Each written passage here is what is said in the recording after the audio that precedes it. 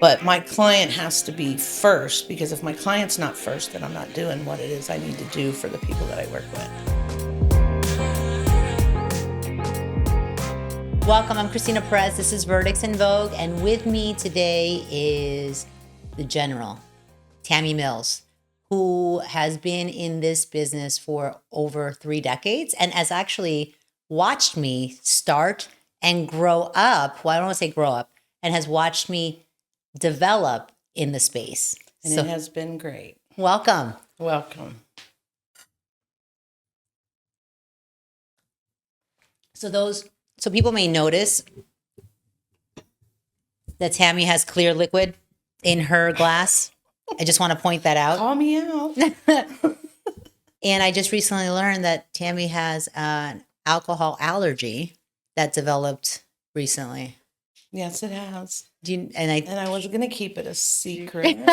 There's no secrets here, girl. But yes, I did develop that, but it's okay because I've learned to work past that. You know, I'll tell you, that was happening to me too. Yeah. And there's some types of alcohol that I can't drink, or I get flushed and then have a rash as well. But there is, and I'll share it with you afterwards, Dr. Haggard has an allergy machine, believe it or not, that helped me with my allergy and and the rashes that came out. So I'll share that with you later. If you really want to continue breaking through and not quitting on this alcohol consumption, so there is hope. There is. There you go. Another new development out there to help technology to keep something going, just like in our PI world. It's pretty wild, actually. Right? It is. So let's talk about how we met and then get into your story. I just love the fact that we were brought it together by a happenstance. Definitely a happenstance, and a good one at that. Yeah. So let's see, Cristina, when did I meet you? It was in 2019. And you were, maybe it was 2018. I think it was like 2000. No, because it was a little bit before that, because I wasn't doing personal injury yet. And we had brought in this independent contractor. Oh, yes, that's right. So it was like 2014. Oh my gosh, you're right. It even goes back further than that. I forgot about that little piece of the... Yes. Yes. Oh my, yeah. So then you were developing right then, and you were in downtown Glendale, and you had a different partner, and you guys were doing different types of law too. You were still doing bankruptcy. I was, exclusively. And Richard had always done personal injury. It's kind of what his little niche was with family law. And you just started growing over there. And I happened to run into you at a networking event, and you guys were interested in growing your PI department, and you reached out and said, "Hey, Tammy, let's talk." I know. And from there, and it seems like it was, when I look back now, it seems like it was just 2 years ago. Time goes by so fast. I was sitting over here in downtown Glendale with you, and we were growing that PI, and then the firm split up. You went out on your own, and from there, I've just watched you just grow from not only in the network out in the field and meeting people, doing the arbitrations, going to trial, learning the cases, spending time with the clients. And that takes a lot when you're a new attorney trying to grow your firm too, and to keep your firm up. So yeah, that was a good time. So for those who don't know, I started off by renting a room from an attorney named Richard Bella. And then in 2013, I had taken over a bankruptcy practice that had gone, a national bankruptcy practice is Arizona business, and they were going out of business here. And so they handed me their files. And so then I became partners with Richard, and I got thrown into management. And at that time, and so then I started managing all types of issues. So they did, besides bankruptcy, which is where I grew up, they did divorce, and they did estate planning, they did civil, they did just a gamut. And we grew that practice to be about 25 people at one time. But Richard wanted to do a high volume firm at that time, and we wanted to bring in. So we brought in someone else who will remain nameless, and then we brought in Tammy. So she brought Tammy in, and Tammy had worked with Richard before That's as where a I started. paralegal. That's where I started my personal injury. When I left defense side of 13 years, I went to be a secretary with Richard Bella, and I worked with him for 4 years. So that's where I started. Isn't that funny? Yeah, it was 2004. And I left there in 2008, and that's when I went down to Lerner and Rowe when I was their first paralegal. So that's where I feel like I always tell everybody I got my college education from Lerner and Rowe. And I really did, though. On a good thing, though, I learned so much there from every firm I worked at and from every attorney. Yeah. I always learned because I didn't go to college. So my thing was, if I'm going to do the best I can be, I'm going to be the best for the attorney. I need to learn from the attorney. So I always made sure. And when we were together, it was, I mean, that whole growing a high volume personal injury practice was short lived. It wasn't my thing. It was Richard's vision. And then we didn't agree on, do you remember some of the crazy advertising marketing things? So here's, because we're going to be talking. It's not out there. No, no. So we're going to be talking about today, like the evolution of the practice, because Tammy's been in this practice for 3 decades, right? And things change, and things are changing. And with what you're doing now today, and then with Case Lab, you're adapting, right? And which is something that all practitioners, all team members have to do in order to keep the firm afloat. Because if you are just surviving, you're not doing enough, right? You have to be ahead of the pack. But I remember I was full of dreams and desires and wishes and wanted to do something like so great, but I wanted to work on high-end complex litigation cases, complex personal injury cases, wrongful death, so forth. Like my first case was a TBI skull fracture that was just unheard of for a first-time person handling. Richard, wanted to do more volume, keep it easy, all vanilla. Yeah, he wanted the high volume, the what I call the mule run firms, and that's their model. And that's okay because everybody has a different practice to their model. But his advertising was also kind of different. Like he wanted, oh my God, can I say this? He thought it would be a great idea. He thought it would be a great idea to have me like on a horse in a sombrero. And I'm like, absolutely not. A white horse. It was a white horse. Do you remember? It was a white horse. He goes, people need to remember you. And I'm like, no. He goes, people need to remember, let's put you on billboards. Let's put you on a horse. Let's put a sombrero. Because I think that was like my Latin feel. I go, first of all, my people don't wear sombreros. I am not Mexican. But got it. No. And I had to put my foot down. Sophia's over there because she's laughing because she also remembers this whole sombrero episode. So I was like, what are we doing? So we had... So there are no pictures of me in a sombrero because I refuse to do it. And I think that's what kind of started like the rub. Like my idea of how law should be practiced was different than what Richard's was. Absolutely. And you were kind of there in the middle having to pick sides at that time. So I just went right down the middle. Love you both. Gotta go. You're like, I'm out. And I try to do that because I never want to have an enemy like that. Yeah. I have learned a little bit from each person that I've worked with, and I always want to make sure I don't go away. But I knew what you were trying to do was you wanted to practice law. Yeah. And you wanted to dig into the cases, and you wanted to represent your clients, and you wanted to learn all this. Richard was already 3/4 of the way through his career, and he thought it was nice that all these other big billboard firms, and it might be glorify him, but that was his plan, not what you had in mind. So I understood. Our visions didn't align at that point where it was like, I just didn't want, and I'm not saying anything bad about people who are on billboards. Hey, you do you, it's fine. It's just a different model. It's a different model. At that time, I really wanted to be known as a trial attorney, right? So I felt because I had left bankruptcy, and bankruptcy doesn't have jury trials, they have bench trials. I really wanted to be known as a litigator, someone who wasn't afraid to try a case. And, you kind of took me under your wing because I didn't I mean, I went from doing a couple of large cases that came to me right off the bat. They fell on my lap. And so then I thought to myself, hey, I really like this if I have time. I don't think I did my first red car, blue car case until when you came around, which was now figure when you, it was like 2017 at that point where you're like, okay, this is how we do it. This is what it was.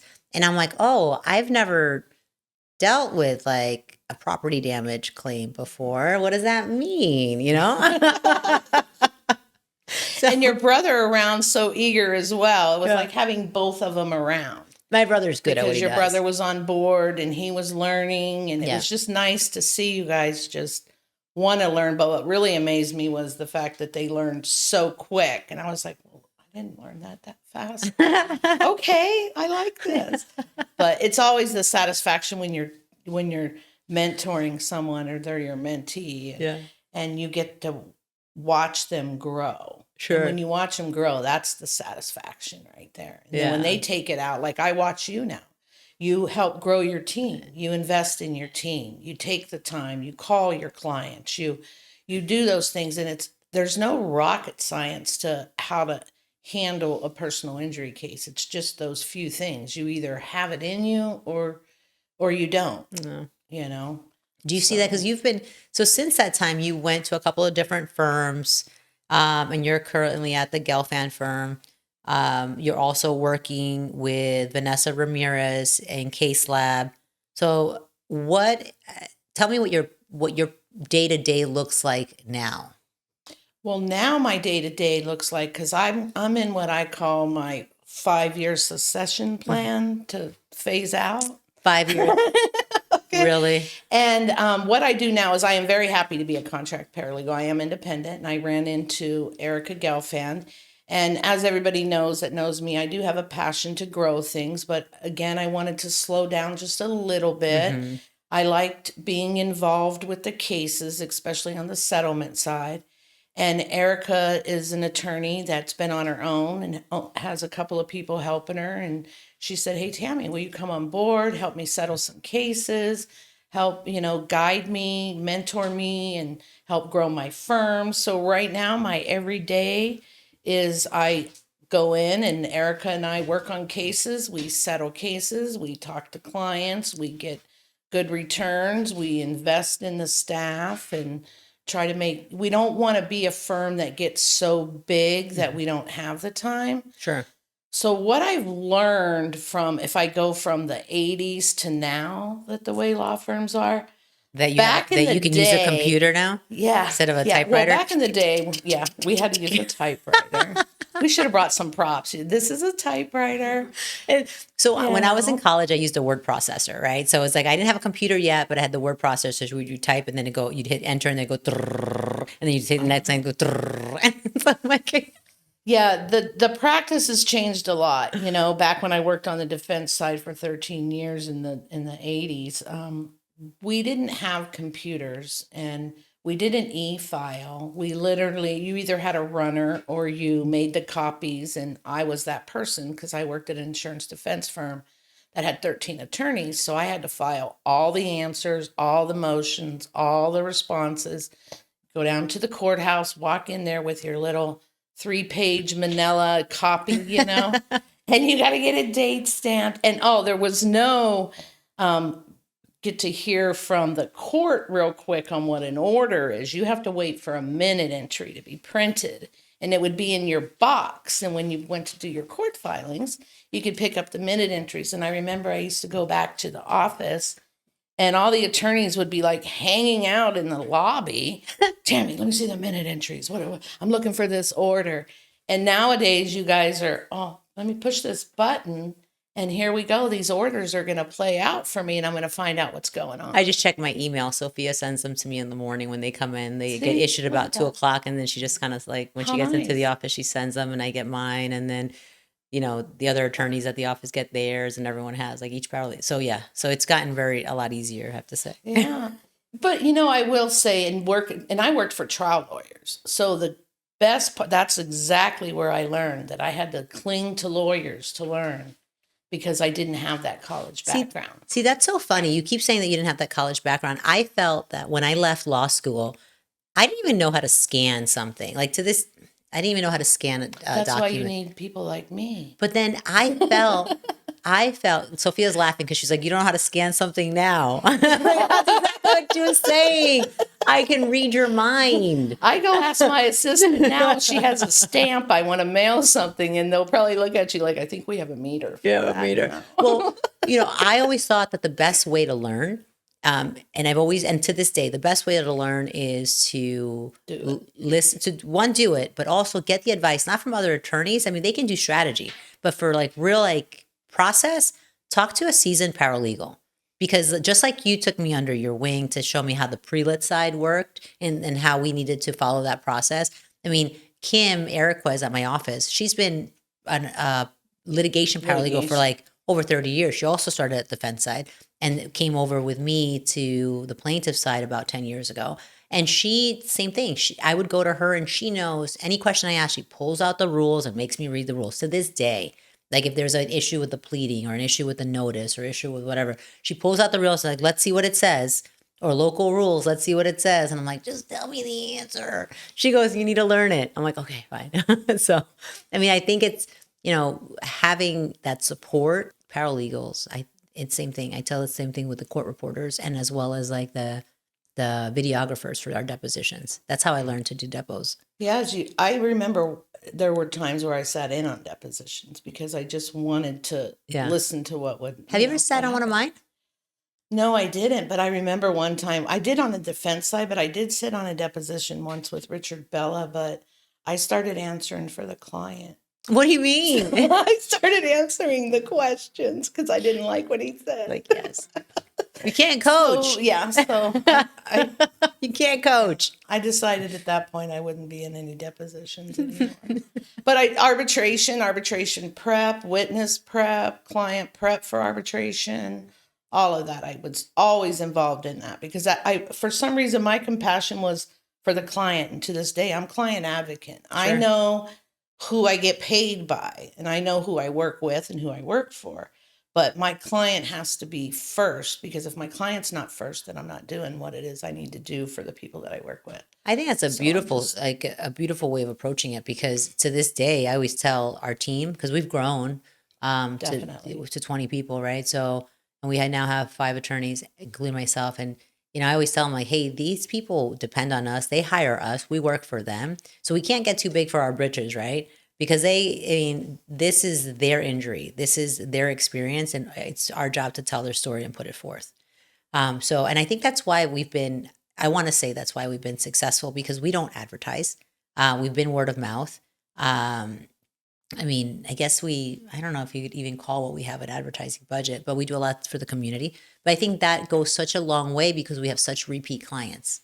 Yes, and that's where that comes from. Yeah. And I did learn that too through, I will call it, and it's not in a bad way, an 8-year sentence at Lerner and Rowe, which is where, I got my college degree from in personal injuries. If you want to learn what to do and not to do in a good and bad way, you want to make because that a compliment, I do like you may want to call it something else. But I had a good mentor there, Don Coolidge, and he literally was the one that let me start settling cases and talking to the clients and working next to him. And we worked 10,000 cases. So that's why I say I got a college education there because I got the opportunity to work so many different types of cases. Some were small, some were big. And I learned a lot through that process too. There were a lot of things I didn't know. Don got the younger version of me. So he really probably had to do a little bit extra work than my other mentors did because I was a little bit more, I was going to do it all myself. And yeah. So I had to do that humbling part where, you get humbled and you learn that you're never going to do anything alone. You have to have a team. I will never say that I've accomplished anything on my own.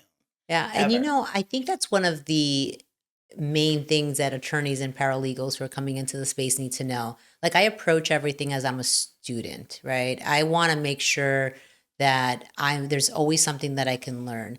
Every day I learn something and never assume that I know everything. because that's where the humility comes in. Because if you think you know everything, you're giving off the wrong vibe for your team, for your colleagues, and so forth. And so, even if you're open to learning, you're going to learn more. Now put that into perspective that you've been in the same community, in the same line of work for almost going on 4 decades. 4 decades? Yeah, so Ooh, it's gonna girl. be coming on 4 pretty soon. Don't do the math, people. And- Don't do the math. No, they can. She's They can. 25. That's all right. Because I really did get to watch different as it grew and grew and grew. And the way, I'm not saying the people nowadays don't work just as hard as the people back in those decades. They have better tools and they have more tools. And that really helps. And also what I've noticed and what I'm learning right now, and that's why I say you're never too old to learn. I've been over at Erica Gelfand's office working, and I've helped settle cases, and I help mentor her. But I've also noticed in the younger attorneys that own their own law firms that they have built their firm to where they can have their quality of life. They can have their kids at play.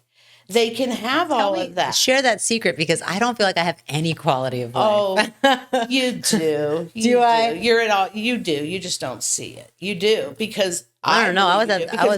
Back when I came from, you didn't take 2 hours off to go see your kid at a play. You didn't be able to take 3 days off to take them to Disney. Everything was work, work, work. There was no separation. There was no quality of life. If you were going to get somewhere, you just were grinding and you just grinded and grinded.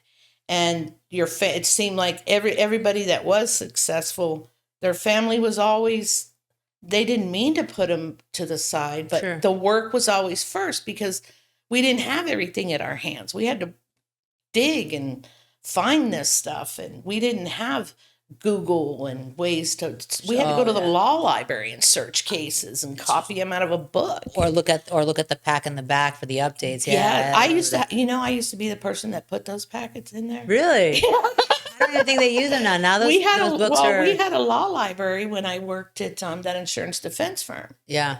I had a law library too when I first started over at Richards. I remember John Alardo was there, and he was a law clerk. Do you know that Alardo's partner was my roommate? Do you know Vanessa Bragg was my roommate in law school? I did not know that, but I know Bragg because he was on the defense side. I watched John Alardo. He was a law clerk when he came to work with us. Oh, wow. And I watched him work his way all the way up. And I remember I used to be so mad at him because he'd leave me stacks of books to go get copies of at the library and stuff. And I was like, this guy never stops. 7 years later, he's made partner. And a few years later, he's out on his own. Wow. I watched a lot of attorneys, especially in that defense firm. We took them right out of law school. So Mark Breyer was one of them. Oh, really? I didn't know that. He was at our law firm, and I think it was right before he got married, because I remember him telling me, and he always wore suspenders, and he always wore the bow tie. Did he always rap? Always. No. No, he did not rap then. Gosh, I missed out. I mean, it's okay. I think he does enough now, though. So I rap too in private. Yeah. I'm never going to do that to anybody. Oh my God. I remember him telling me, I'm going to go open my own law firm, and I'm going to have a slew of kids. And I said, well, until then, here's a bunch of discovery. Can you get this done? So what tools do you think that attorneys are using now that help them find their quality of life? Marketing. For marketing, they can go out and hire marketing people to help get stuff out to social media, their product out. Attorneys now have content days, which was never heard of, back then. So social media helps. And also there's a lot of programs. Like one of the programs I'm involved with Case Lab. I'm a speaker for them, and I'm their Arizona ambassador. And what we try to do is we want to educate staff. We are trying to bring up that you educate your staff so they can become part of your legal strategy. Okay. Just like investing in your team. Sure. Investing in your team. I'm a big believer in investing in the people around you. If you've got somebody young in there and they're eager and they're wanting to learn, take that time and educate them. Because I'll tell you, like I said, I didn't go to law school. I didn't go to college. I learned from mentors. And if it wasn't for those mentors, I wouldn't have been able to accomplish that, Yeah. you know? And so that's what I look on even to this day. Like I say, I learn to this day as I'm watching Erica Gelfand have her own quality of life, takes her kid to swim every day. She's in arbitrations, depositions, running pre-lit caseloads. She's also the attorney of record for another whole law firm. To see all that, and just like even with you, you have a podcast, you have a firm, you have your trials, you have your family, and to be able to do all that and to be successful is, you have those tools. That's really a good thing to be able to do. Yeah. Because, So tell us about this case lab. We've mentioned it a couple of times. I know what it is, but tell us. So I ran into Case Lab through a girl named Vanessa Ramirez. Who happens to be watching, and she's here. Hi, Vanessa. Hi, Vanessa. I see you. She's been in our legal community for a long time. She Okay. actually used to work in a law firm too. And one day she decided, you know what, I'm going to go out and I'm going to be my own person. And I'm going to start working with law firms, and I'm going to help these law firms grow, and I'm going to help the staff grow.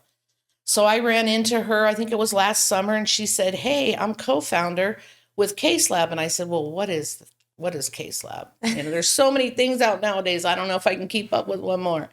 She said, well, we're going to educate staff and elevate them because we believe they're part of the strategy. Okay. And I said, oh, I'm your girl. I am your girl because I believe in educating your staff because I didn't go to law school. I didn't go to college. And there's a lot of people out there that don't. But if you're with the right people and they teach you and you're hooked up with the right groups, they can help you get to that level. So I agreed to be their ambassador and a panelist, and we went over to Lottie Gras. It's a Trial Lawyers Association event that goes on every year, and we had a panelist, and we have different paralegals from different states. Okay. And we all come together at Lottie Gras right now. We haven't really placed any other places in states yet because we're just building our calendar.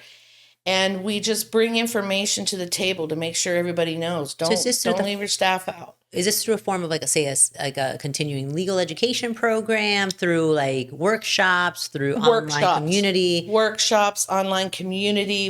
I'm sure we're going to want to do the certified legal education, but there's a process for that. Sure. And they may be working on that right now. Okay. And do you take, like, let's say if there's someone in the firm, do you help with pre-lit or lit or both? And so if there's someone in the firm that needs a little bit of help as far as just kind of getting the process from A to Z, then you just get involved in Case Lab, send that person to a Tell workshop. us what your areas are of what it is that you want them to work on. But also we're going to do different workshops because we're constantly, and that's one thing that Vanessa does. Ask the community. What do you want? I'm pretty bummed that I missed the cadaver workshop. I was at a conference. That was awesome. I wanted to get into that. I'm sure we'll do that again. Yeah, I heard it was really They've done it in California again since too. They used to do it at TBI Med Legal. They used to have like a cadaver workshop, and I always missed it. I remember that. Remember that? Yeah. So I did miss that one. What's your next event? Well, that I don't know. I'm waiting to hear. Well, I know that we're probably already signed up over at Lottie Gras, and I think that was August 1st through the 3rd, I believe. Oh, did they move it? I thought Lottie Gras was in October. It is in October. Oh, I think it was the 1st through the 3rd. Oh, I heard August. Yeah. Sorry. Okay. So I'm sure we'll have a panel of people over there. I know that we've just started onboarding all the different states of different ambassadors. So I think we have 6 now. So I'm sure we're going to be gearing up something after that for workshops because we've asked the public, hey, tell us what you want to, what do you want your staff to be, educated on? Do you want us to come in and just present on certain areas? Some bigger firms do that themselves. They have people in-house. But I also believe that if you spend that extra time and maybe they just need a brush up. Maybe they need procedures. You know how things grow. Your procedures have to change daily. I know Erica and I she worked on this procedure book for us for oh gosh, 2 weeks. And right the day before we're getting ready to sit down with the employees and go over it, she goes, well, I want to make another change. There's always change. So we're constantly doing that. That's an attorney. Yeah. I find common with attorneys an issue that they just always want it to be so perfect, and then they don't want it. It's always like a failure to launch. So I have that too. I have that issue too. You just got to put it out there, Erica. You just put it out there, and then you can always change it afterwards. We had that with our.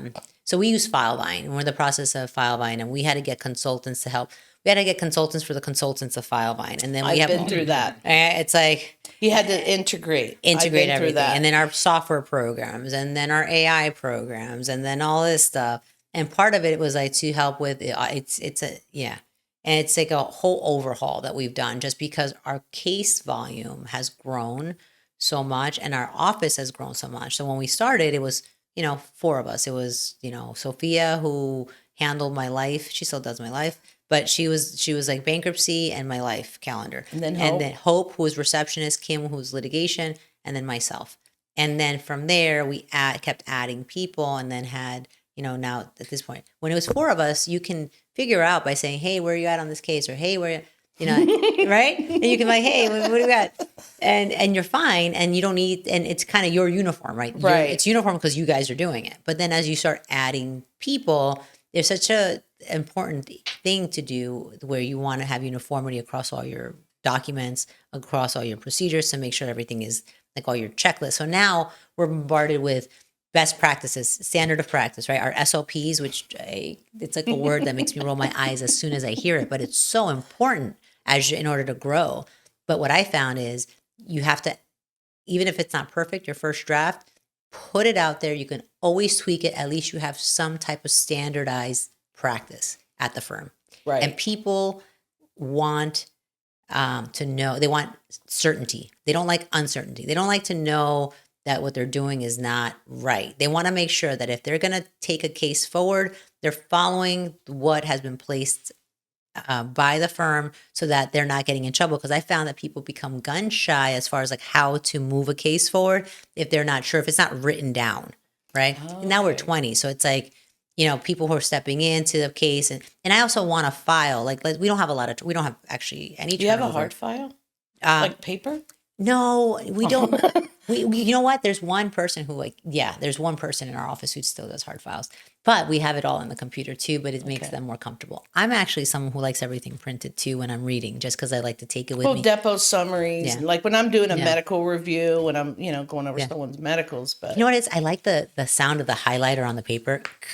It's like that. I like that. I know. It sounds so weird, but it feels like it's real for me. Like I like to put my notes on there.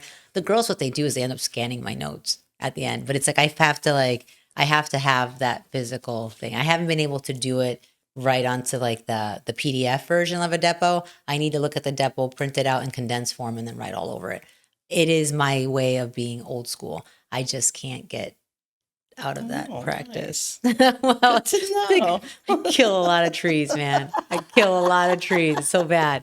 My daughter tells me all the time because she's like big into saving the earth. And she tells me all the time that I should not waste paper the way that I do. I'm like, or water, paper or water. How do you waste water? One time she caught me brushing my teeth and the sink was still running. Oh, okay. And she was like, Mommy, you know that's water that you're wasting from the earth. Good for her. And I'm like, and it was Earth Day one day last week too. Was it? Oh, I missed Earth Day. But Eva would know. I was probably was traveling somewhere. I was traveling. Oh, actually. you were in Spain. I was in Spain the week before, and then I went to Denver, and then I went to Vegas. So, so I've had a busy 2 weeks. So now I'm back, and then I have depots all next week. So and then your trial. And my trial. Yeah. So we're just foot on the gas. So. See, and then you still get up every day and you have your tools, you have your phone, you have your staff that's got all your stuff calendared, everybody's working. You just go in and you've got everything in place and you just keep on rolling. You've got 5 different things going on at one time. What would you suggest to a woman, I would say woman, what would you suggest to someone, I shouldn't say woman, but what would you suggest to someone who wants to get into the personal injury space and just wants to become involved, like as a admin or as a para? And my definition of paralegal is very different than the definition of paralegal that is, I think, loosely thrown around today, right? So I would say more of a case manager or admin? Okay. Definitely the first thing I would do if I was trying to seek out that type of position when I got to a law firm and hired is I would find a mentor in there. You always need to find that mentor to learn and to grow. And if you're somebody that's coming in that wants to open their own law firm, let's say, hey, I'm out of law school and I'm going to put together a law firm. Before you get in the fast lane and accelerate, go and talk to other attorneys, see what they did. Talk to people that they talked with to help get them set up for business. I would network with the community. I would make sure that when I did get my team, I would invest in my team. Mm-hmm. Again, through mentorship. That's always just been my biggest thing. And to not go too fast. And you can go so fast nowadays because, and you can get let down. Let's say you have this little guy over here. He can't go spend $50,000 on marketing, but what can he do to equal to that? I worked at a firm just like you. We didn't have our face on a billboard. We weren't on a bus. We just rolled up our sleeves and we did the hard work. And that's got My a slogan lot has to always do been with no it. buses, no billboards, no bullshit. That's So. always been, it always has been. And I still have it. Hey, and I still, you're living up to it. You're living I'm up to like, it. no buses, no billboards, no bullshit. Just don't think that you can do it on your own. No. Because you're not. And it doesn't matter if you already know people in the community and, I'm just going to go model what old Joe Schmo did over there. And it looks like he just pays people and gets clients and looks great. And let's just, move on with our life. Yeah. It is nothing like that at all. You have a lot in, Arizona. We are the Wild Wild West and we know it and we know why. Because the ABS is. All these other firms too coming over here and they're going to bring their ideas from different states and maybe they do have something different than what we do. But I've always just believed there's no secret recipe. You've got to roll your sleeves up and you've got to do the hard work. You've got to find your mentors. And basically this is my saying that I've said to my daughter her whole life. Say what you mean and mean what you say. And do what you say you're going to do. Yeah. I'm a big believer in that one. I live by it. And it's because I grew up in New York, but we always used to say my word is my bond. Right? Yeah. If I say it, I mean it, and I'm going to do it. I guarantee you. Even if after I say it and I mean it and I don't want to do it. You got to do it. I got to do it. Yep. Because, yeah. Yeah. And then I won't repeat my favorite quote from Scarface, but that's my favorite quote. All right. So we've gotten to the point where I'm going to ask you questions, rapid fire. Ready? Oh, rapid fire. Let's do it. You didn't prep for this. Beach or mountains? Beach. Texting or phone calls? Texting. Are you a planner or an improviser? Planner. What's one habit you're trying to break? I'm not. You have any habits you're trying to break? Any habits. I love them all. You love all. Don't make me. I love myself. If I was going to give up a habit, it would be being a Suns fan because I'm so disgruntled right now. Oh, they got whooped. Did you see that? Like they got whooped. But they're going to be playing on Sunday, right? I promise. Saturday. Oh, Saturday. Mm-hmm. Oh, and Monday. Oh. Monday's our final game for the Suns. Well, so anybody knows. Anyway, go ahead. Yeah. What's one thing people often misunderstand about you? They don't see. I've always been very outspoken and just say what's on my mind. I do have a soft side. I have a soft side, and unless you know me, you're never gonna know that. You know what? I've seen that soft side, so I argue well. We've had an argument before, one or two. Never. Well, never. Who has influenced your professional growth the most? Say that again. Who has influenced your professional growth the most? Oh my. There's so many. You mean personal growth or business growth? Professional? Professional growth? There's always just been so many people for me to turn to. It's hard to just pick one. I would say Don Coolidge, he spent a lot of years with me and I learned a lot from him. A lot. Okay. What are you better at than most people? Seeing through things. I can see the big picture through things. Okay. I believe. What's something you know you're right about? I'm right about that you have to be the best person that you could be, no matter what the situation is, and always count on your heart.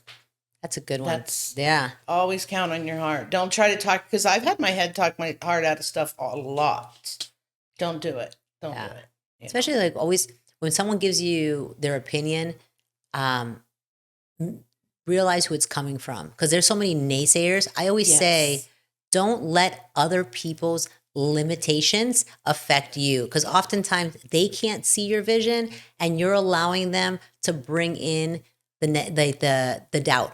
And so Yes. it's like, don't let others bring your doubt. You, if you can see it, if you can visualize it, you're willing to do the work, you can achieve it. If someone can't see it and they say, oh, well, that's too big, or that, you maybe should start smaller, maybe you should do this, ignore them. They shouldn't be in your circle, because Right. that means that they're either can't do it themselves, or really don't want you to succeed. So that's just on my end. Okay, last question. What's more important, loyalty or honesty? So hard. I learned that one, though. Yeah. Through this legal field, it's honesty. Hard. Well, it's hard to find loyalty. Yeah. Loyalty is something that I believe it's antiquated. And it's generational. Yeah. It is. We back in the earlier days, the 80s, 70s, 90s, loyalty was the number one thing. You were loyal, loyal, loyal, loyal, loyal. Slowly, I don't know what happened to where that loyalty fell. It's right up there with honesty. Oh, It yeah. should be. It's right there. Well, for you know me for a long time. I mean, if you're in my circle, I'm like a ride or die. I am loyal. If you know certain like things about me that others don't, I will go to the ends of the earth to make sure that I go for you in all aspects of your life, because that you're showing up like that for me. But Right. and I know you're like that too. See, it takes a little bit to get into that circle. I mean, it takes a lot to get into that circle. But and you learn from that. That's why I learned that honesty is above loyalty. I learned it. It was a hard lesson, but I learned it, and I came, and it was good, because always, even a bad lesson is a good lesson, you're because learning. you find yourself 10 years later saying, "Oh, I've been through that before. You should just handle it this way." Yeah. So, well, with that, bring up your water glass, girl. she cheated and told everybody that I'm not drinking. Cheers.